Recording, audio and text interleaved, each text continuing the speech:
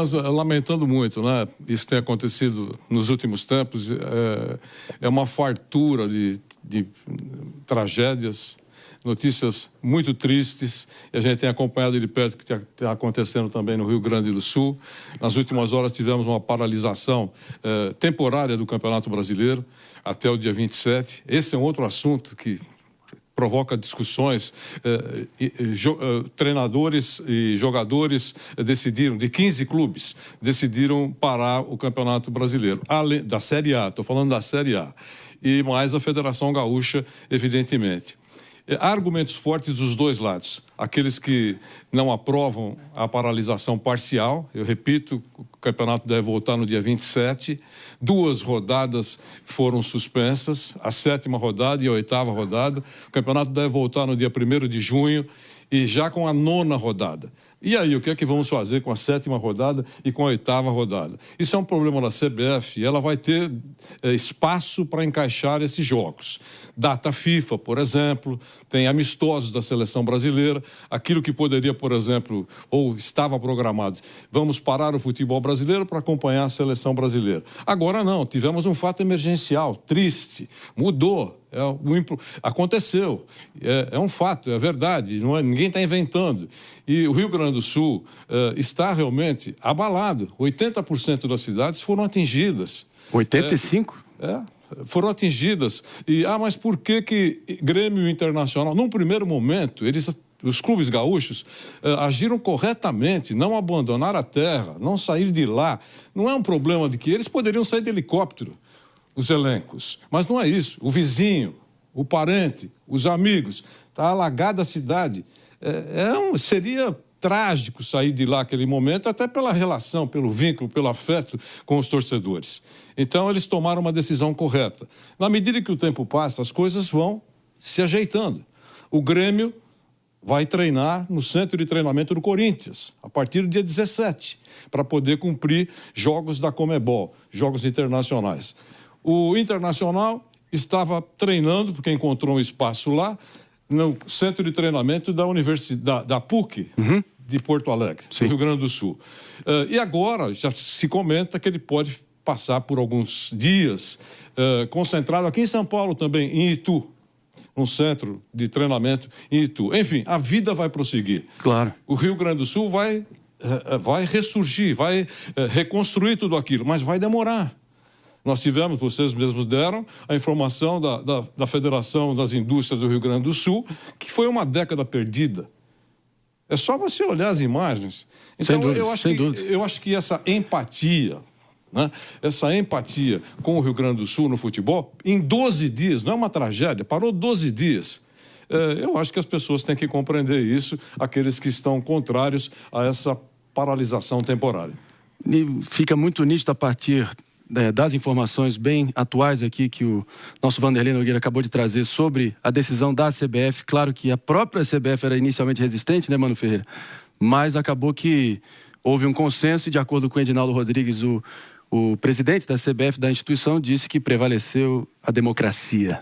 Exato, o que você acha? E acho que também o bom senso, né? Porque a razão de existir de um clube de futebol é a sua torcida. Então, não fazia qualquer sentido exigir que Grêmio Internacional tivessem uma postura diferente no contexto em que a tragédia estava ocorrendo ali, com todos os familiares dos jogadores, inclusive, com os funcionários do clube também são vítimas da tragédia, os torcedores todos vítimas. Então não faria sentido exigir de Grêmio Internacional no momento como aquele que conseguissem cumprir as agendas de jogos. E por uma questão de espírito esportivo, se você tem 2 grandes clubes que não estão podendo participar do campeonato em razões de força maior, que não estão no controle de qualquer clube, é no mínimo razoável que você tenha essa solidariedade entre os outros clubes. Inclusive, houve alguns clubes, o Sport, inclusive, que destinou parte da renda dos jogos de arrecadação de bilheteria para doações às vítimas da enchente. Acho que também é uma outra atitude nobre que os clubes podem tomar para auxiliar as vítimas dessa tragédia tão grande que abateu os gaúchos. Para que fique claro aqui, né, Pepe, a CBF ouviu os 20 clubes da Série A, 15 se manifestaram a favor dessa paralisação temporária, claro, e 5 não responderam. Também não vamos tentar antagonizar os 5, mas se abstiveram, não responderam, e vocês tirem suas próprias conclusões. Pepe. É uma decisão, no meu modo de ver, do bom senso, concordo com o Mano, né? Do bom senso, né? Prevaleceu. É bom lembrar, Marinho, que os 3 clubes, Grêmio, Internacional e Juventude, pediram para a CBF suspender o Campeonato Brasileiro. Só esse fato, por si só, tinha que ter simpatia dos outros clubes. Independente de qualquer tipo de argumento. Se os 3 clubes que mais sofreram com essa calamidade pública pediram para a CBF suspender o campeonato, no meu modo de ver, já é motivo suficiente para a suspensão do campeonato. E tem uma questão humanitária por trás também. Não dá para você entender, você vê as imagens dos jogadores do Grêmio, Internacional e Juventude salvando vidas, preocupado com a família, preocupado com a situação, e a gente comemorando jogos de futebol no Brasil, não é? Então, prevaleceu realmente a empatia, prevaleceu o bom senso nesse momento. Todos os esforços e todas as concentrações de atenção, no meu modo de ver, tem que estar nesse momento no Rio Grande do Sul. Não pode estar em outras coisas. E eu entendo, no meu modo de ver, sinceramente, suspender duas rodadas e colocar 2 rodadas para frente, né? Isso não vai prejudicar em nada o orçamento dos clubes da primeira divisão. Jess, a gente sabe, né, que o Brasil, infelizmente, por muito tempo é considerado o país onde a política é futebol, futebol é política, futebol é religião, melhor dizendo, e religião é política. Eu sei que isso, o futebol move as massas, nos deixa seres quase primitivos e racionais, move com o coração e a emoção das pessoas como poucas coisas nesse Brasil.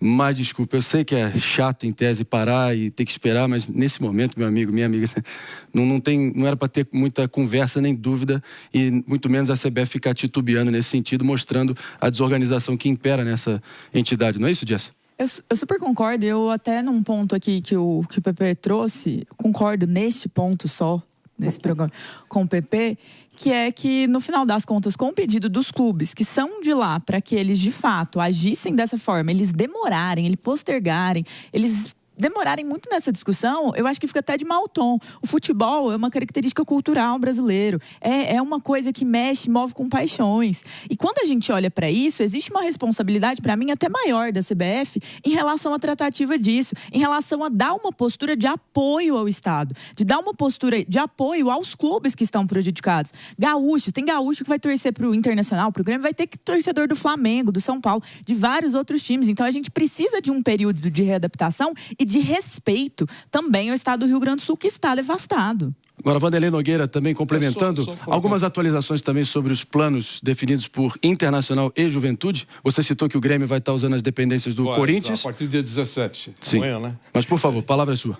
O Grêmio vai usar o centro de treinamento Joaquim Grava, oferecido pelo Corinthians, vai treinar em São Paulo, vai ficar alojado em São Paulo. E o Internacional, como eu já disse, estava treinando na PUC do Rio Grande do Sul, e comenta-se que ele pode se ficar alojado e também fazer um período de treinamentos nesse espaço de tempo. Os jogadores pararam de treinar por motivos óbvios aqui em São Paulo, em Itu. Essa informação não está confirmada, é a confirmar. Mas o discurso, eu só queria rapidamente explicar que o discurso daqueles que não se posicionaram, dos clubes, que não se posicionaram a favor da paralisação, é que eles poderiam ajudar muito mais se estivessem em atividade.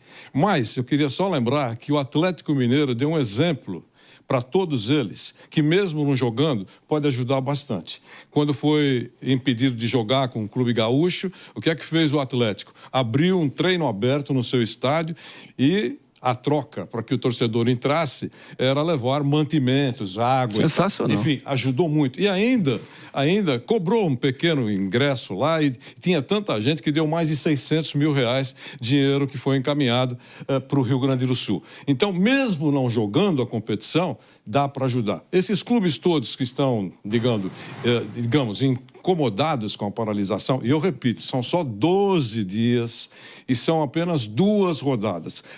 Mas o calendário brasileiro está inchado. Sim, mas isso é um problema na CBF. Aconteceu um fato. Ela precisa resolver o problema existe. Então, esses clubes que se sentem incomodados podem fazer a mesma coisa que o Atlético Mineiro.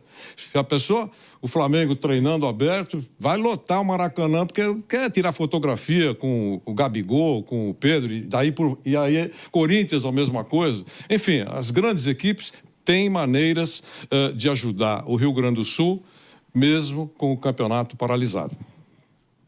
É isso. É isso, Vanderlei Nogueira, obrigado demais pela sua presença aqui. Claro que portas sempre abertas no Morning Show. Muito obrigado. A gente espera que na próxima vez seja talvez trazendo notícias melhores aí pra gente poder comemorar juntos a nossa paixão nacional, que é o nosso futebol. Obrigado, Vanderlei. Bom programa para vocês.